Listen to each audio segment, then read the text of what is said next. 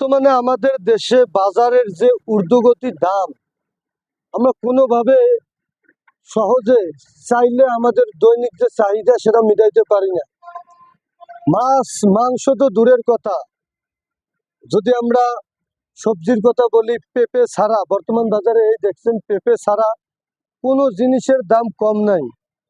আবার দেখেন এই পেঁপে হোটেলে পেঁয়াজের জায়গায় পেঁপে লাগাই দিচ্ছে, ওটাতে কোনো সমস্যা নাই, ওটা মানুষ খাইতে পারে।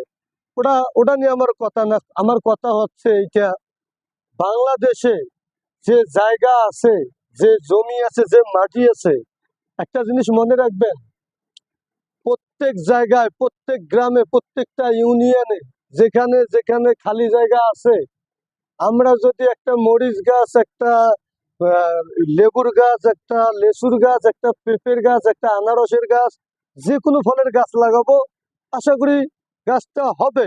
একটা নারিকেল গাছ লাগান, খাইতে গেলে আপনার অনেক সময় লাগবে। একটা কথা আছে, সবুরে মেওয়া ফলে।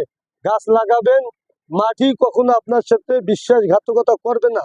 আমরা মানুষ, আমরা নিজেরাই মাটির তৈরি। আমরা যদি মারা যাই, এই মাটির নিচেই আমরা চলে যাব। আর এই মাটি আমাদেরকে এমন উদ্ভিদ দিচ্ছে যে আমরা তা খেয়ে পরে কোনো রকম বেঁচে আছি। কিন্তু এসব জিনিস নিয়ে যেভাবে সিন্ডিকেট, যেভাবে দাম, আমরা কি করব? আমরা তো চাষ করতে না পারলেও আমাদের গরিব কৃষক, তারা চাষ করে, তারা তাদের ন্যায্য মূল্য কিন্তু পায় না। পায় কারা? যারা এই মালটা আমদানি করে, সিন্ডিকেট করে। আসুন আমরা এগিয়ে আসি, বাংলাদেশকে সিন্ডিকেট ও দুর্নীতিমুক্ত দেশ গড়ি।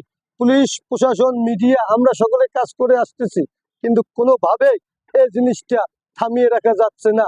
আপনারা যদি কেউ আমার কথাতে কষ্ট পেয়ে থাকেন, তারাই কষ্ট পাবেন, যারা এই কাজে লিপ্ত আছেন তারাই কষ্ট পাবেন। আর যারা লিপ্ত নাই, তারা কখনো আমার কোনো কথায় মন খারাপ করবেন না। যদি ভুল হয়ে থাকে আমাকে ক্ষমা করবেন, আর যদি ভালো লাগে আমাকে মিস করবেন।